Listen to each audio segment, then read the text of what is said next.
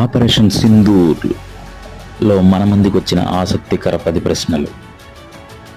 అందులో మొదటిది, ఆపరేషన్ సింధూర్లో భారత్ అధునాతన టెక్నాలజీ అయిన ఆర్టిఫిషియల్ ఇంటెలిజెన్స్ని ఉపయోగించిందా? రెండవది, బలూచిస్తాన్ స్వాతంత్రం ప్రకటించడం వల్ల 25% భూభాగం పాకిస్తాన్ పోగొట్టుకుని పాక్ దివాలా తీయనుందా? పాకిస్తాన్ అమెరికాకి కీలక మిత్రదేశంగా మారనుందా? ఆపరేషన్ సింధూర్ మిలిటరీ రహస్యాలు ముందే లీక్ అయ్యాయా? అందుకనే కొంతమంది దేశద్రోహుల్ని అరెస్టుల పర్వం జరుగుతూ ఉందా? పాక్ మిత్రదేశం టర్కీతో అమెరికా మిలిటరీ ఒప్పందం ఏర్పాటు చేసుకుంది ఎందుకు? ఉగ్రవాదాన్ని తయారు చేసే కేంద్రాలుగా తయారైన దేశాలు ఆయుధాల మార్కెటింగ్ చేసే ఏజెంట్గా ట్రంప్ వ్యవహరిస్తున్నారా? తాలిబాన్లతో భారత్ ఎందుకు మాట్లాడుతుంది? శత్రువుకు శత్రువు మన మిత్రుడు అనే ఫార్ములాను పాటించనుందా?